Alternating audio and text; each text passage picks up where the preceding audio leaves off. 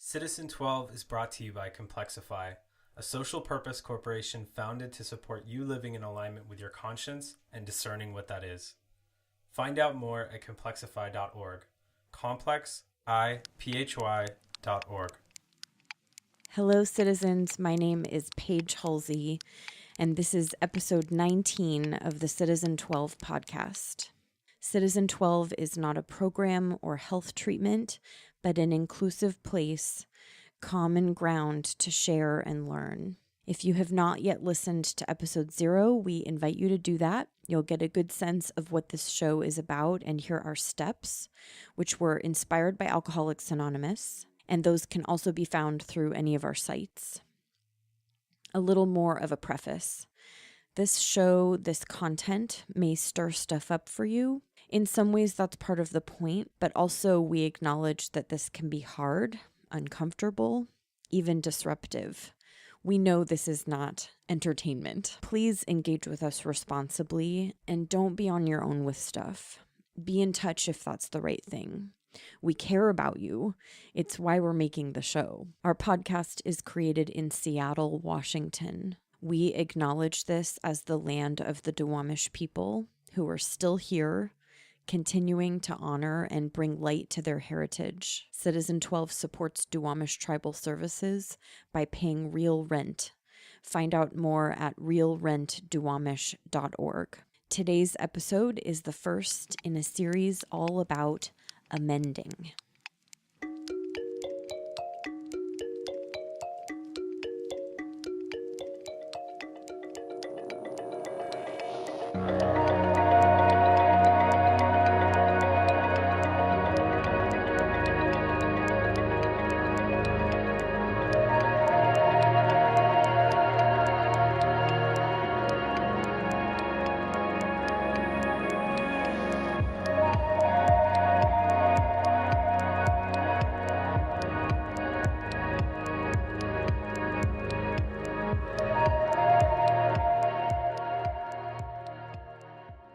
Before we get into today's topic, as I've said before, I continue to explore how best to make this show, and it's time, again, to experiment with some changes. So for the time being, you'll only be hearing from me, Paige. I'll be hosting solo, and we'll see how that goes. Emily and or other people may join me on air from time to time, but for now, it's just you and me. In an effort to not entirely overwhelm you with Paige, we're going to aim to record shorter shows. Even though I like listening to 5-hour-long podcasts, yes, really, I know I'm an exception. For now, we'll shoot for more like about a half hour. Okay, on to the goods. Everyone's favorite subject, amending. If TV and movies are anything to go by, amending is almost the only recognizable part of 12-step work. In my experience, it may also be the part that is most frequently misunderstood. So, we're not here offering a comprehensive guide for amending, as usual, but again, as usual, we're offering our addition to round out the picture of this part of the work. Even with our near constant disclaimers about what our intentions are with this show, there's another aspect that we haven't addressed. In our experience, the value of the 12 steps is in actually practicing them and applying them in our lives. Definitively not in just thinking or talking about or understanding them. This is true of all the steps, but I'm including the reminder here as the 8th step, list everyone we have harmed and prepare to amend all harm.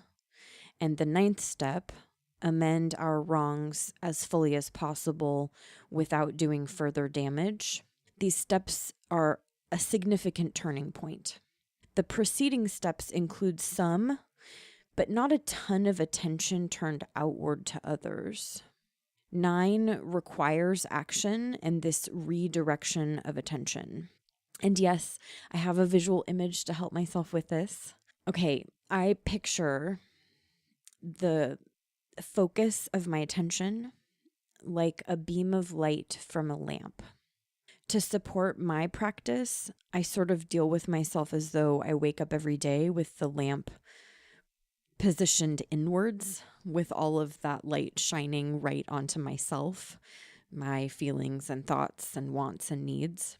I have come to treasure the practice of expanding my attention outwards, to still include myself, but to also include the world around me. Yes, I know not everyone is so naturally self-centered. I'm just lucky that way.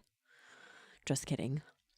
From what I can tell, though, this expansion of attention is a must from this point on in the step work. We also haven't said this yet on Citizen 12, but from the beginning, we've been writing this show for a particular group of listeners. We write this show for those of you who have already spent a little time, whether it's a few months or a few years or more, applying these principles in your life. We've had feedback from the beginning that someone without exposure and experience with these practices might be a little lost with the show. We get that. And maybe at some point, we'll do a different podcast for people with virtually no experience with this material. But this show is for you who have already been experimenting with how to live these steps. Again, I say this now because I have a warning.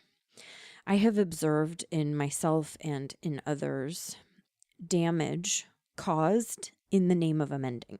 I suppose all the parts of this work can be dicey, and it's part of why it's so important to not be winging this stuff alone without trusted partners. But perhaps nowhere more than around amending have I seen people hurt themselves and others. If you have been harmed in the name of amending, I am so sorry. I hope content in this series is encouraging and useful.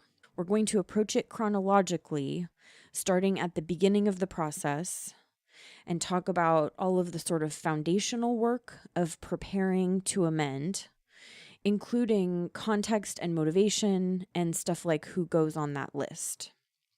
Then we'll talk about the middle with information about the conversation part of amending. Then, rather than talk about the end, we'll talk about how amending doesn't end and why that isn't bad news. Clearly, we have quite a lot to share about this topic, so we aren't sure how many episodes we'll spend talking about amending. For now, it looks like at least 3, but we'll see. In today's show, we begin at the beginning, and it's all going to be about the list part of the 8th step. Again, our 8th step is list everyone we have harmed and prepare to amend all harm. In part 1, I'll talk about what the list is, and in part 2, what the list isn't. Part 1, the 8th step list. First, I'm going to kick off by saying in our last episode, Emily did a fantastic job of painting a picture of an empowering way to do self-reflective work. I don't remember the specific of what we were talking about, even though I've thought about this quite a bit since the last show. She had talked about how when we look, kind of scan, I think it was maybe for like being dishonest, that it might be more empowering to not think of it as looking for cancer, which would be a thing we mostly aren't going to find and are definitely hoping not to find, but something else, well, for me, freckles might be a good example. If I look at my skin, I have a bunch of freckles. So if I sit down to look for freckles, I already know I'm going to find some. And doing self-reflective work from that point of view has been really helpful for me, right? So to take the position that, yes, I will find, in this case, that I have caused harm, that's going to help me, rather than taking a position, oh, I probably won't find that I've ever caused any harm, right? Obviously, that would be a barrier. And in case it needs to be said, taking one or other of those positions, it's not going to change whether or not, like the reality of whether or not I caused harm, right? One is just going to make it easier for me to see where I've caused harm, and one's going to make it harder. I think I'll say this a few times in today's show because I think it's so important, and it's a really an indicator of how I have kind of shifted how I see amending. I used to really see it like cancer. Like, I probably haven't really caused much harm, if any at all, and I'll check, but like, I'm really pretty sure that there isn't any. And now that I see myself as making mistakes that cause harm, or doing the wrong thing and it causing harm, as such like a predictable part of being alive, now I see amending as just part of what it is to be in a relationship. For me, this has been a very empowering way to think of amending. And as I've talked about before, for me, the juice in these steps is in having the spirit of them all alive all the time.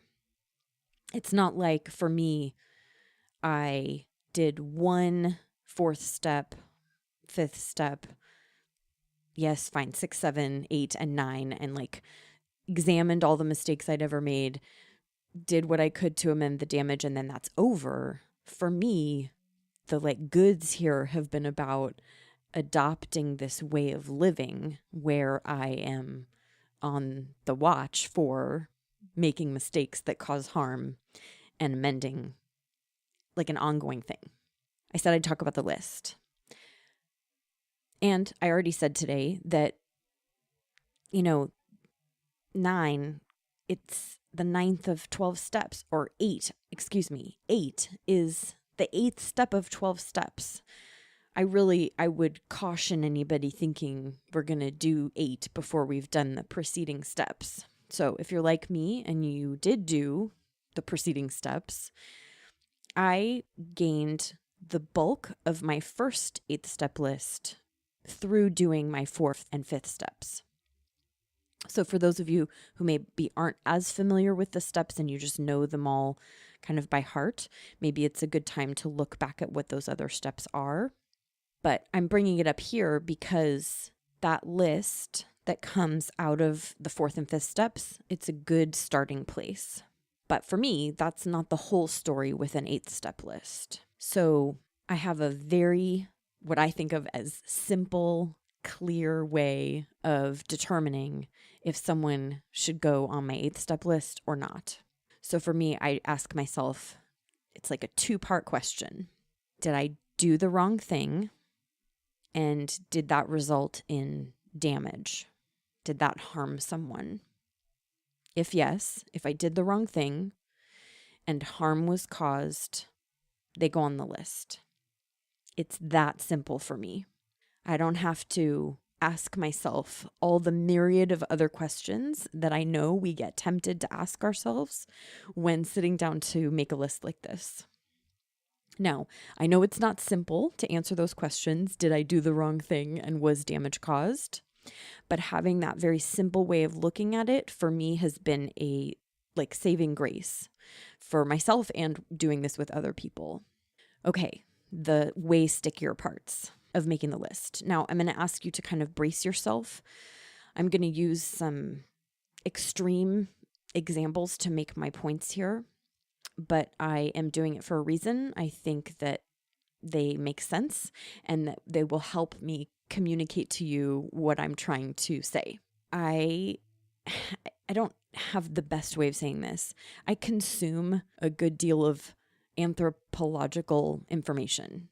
Studying anthropology, I read about anthropology. I like to read about people, how we work, how we think, how we make decisions, how we believe. It's fascinating to me. And maybe my easiest access to some anthropological information through TV, movies, podcasts, media is through true crime stuff. And I'm a person who has consumed a good deal of true crime material. I read In Cold Blood as a teenager and never really looked back. And another time we can talk about consuming material like that thoughtfully and in a way that I don't think is harmful to myself or others. But for today, I bring this up because one of the things that persistently surprises me in consuming information about true crime, and I'm going to specifically talk about murderers, talk about that as an injurious behavior. Creators of shows about murderers frequently express how surprised they are that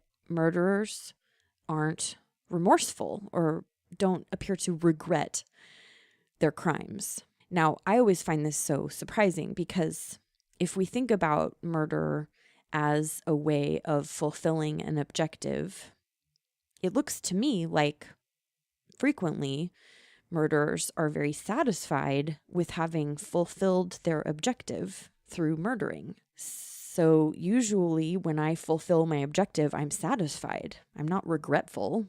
So it looks to me often that murderers, after they have committed the injurious behavior of murder, that they are, relieved or excited or even like enjoying the results of that action. I'm never surprised that they're not remorseful. I'm way more surprised when they do appear to comprehend that that was the wrong thing to do, that caused damage, and then it was bad. So I bring this up because having that switch flip from meeting my objective, I have not murdered anyone, but I have caused harm to meet my own objectives.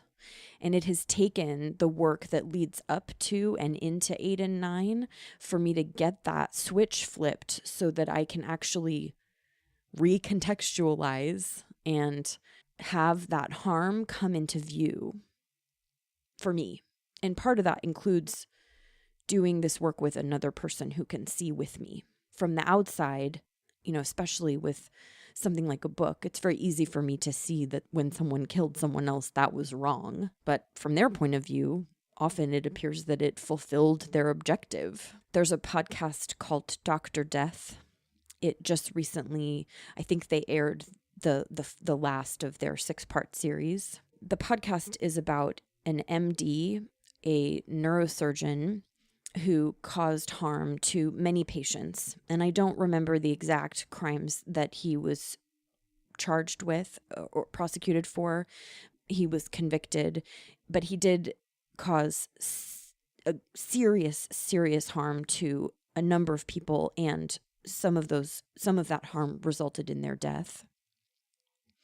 And someone in the podcast was saying that it didn't look like the doctor really had even considered or understood that they had done the wrong thing until expert after expert gave witness testimony about how poor their surgical skills were and how badly they had performed.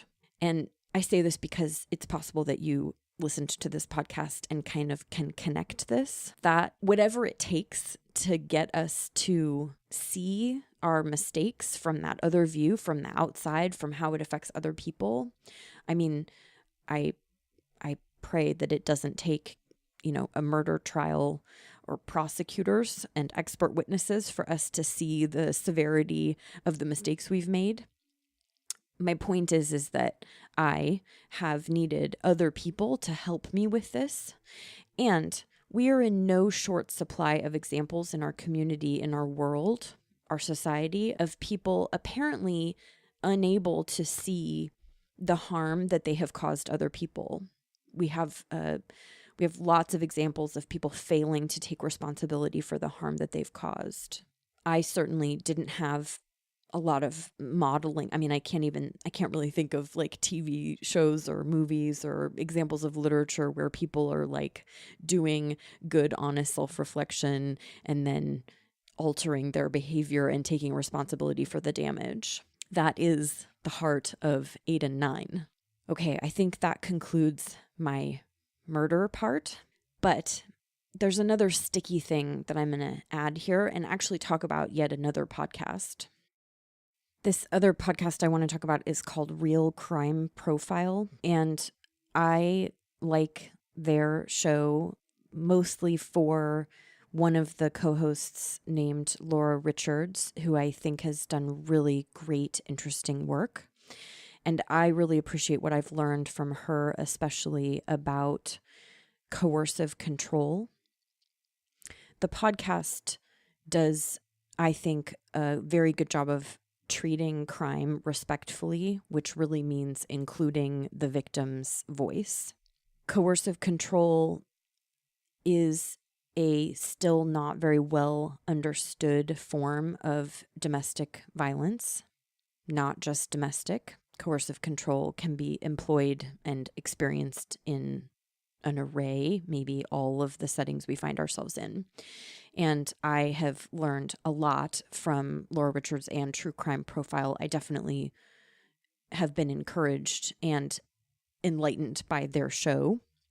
I'll put links to both of these shows in the show notes. I'm bringing this up because Laura Richards has mentioned a number of times when talking about coercive controllers, abusers, saying that the most skillful and often the most dangerous abusers never have to say anything incriminating or even use violence. They just get their way. They just dominate. They just control with a look or a gesture or a word.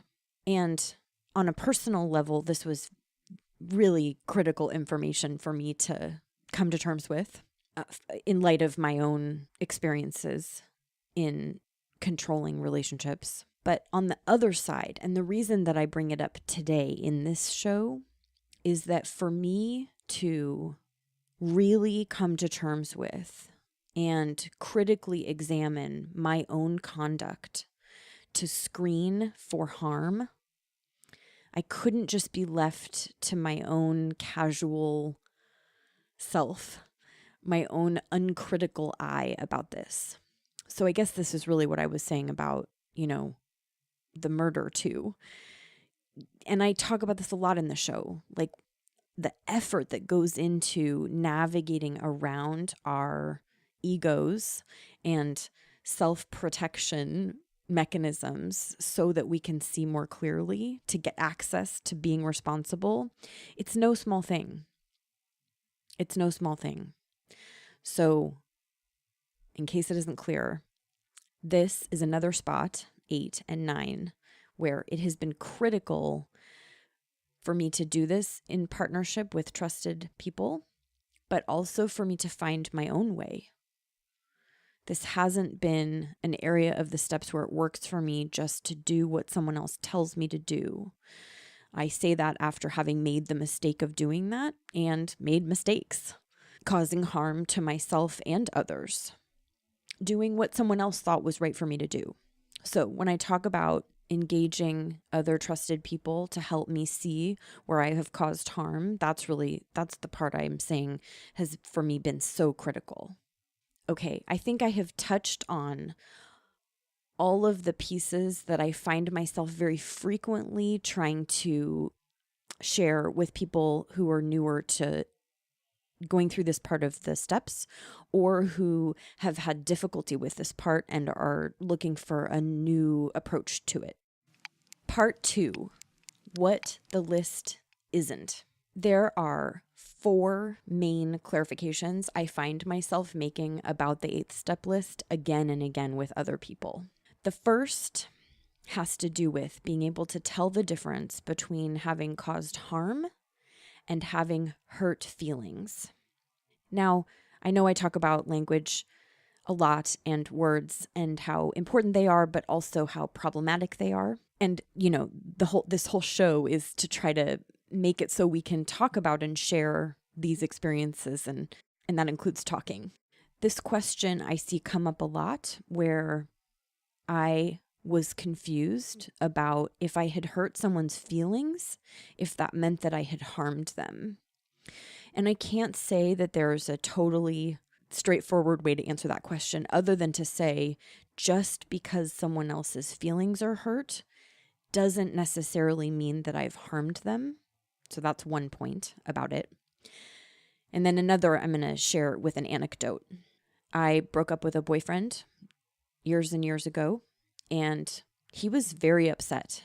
He was sad and angry, and he told me I was doing the wrong thing, and his feelings were hurt for sure. Now, with some distance and assistance, I really pretty easily came to see that breaking up, leaving that relationship, that hadn't harmed him. In fact, that had very much been the right thing. I'm comfortable saying that I actually think that if something is truly right for me, that doesn't conflict with what's truly right for another. So I'm of the mind that if it was right for me to end the relationship, that it was actually right for him too. We can talk about beliefs another day.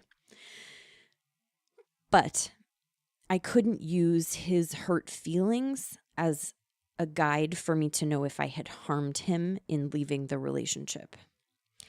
Also, at some point, I really came to terms with that putting myself into that relationship when I was not actually in good shape to be in a relationship, that was where I had caused harm. That was actually the beginning of the mistake I had made with him that had harmed him and me and others.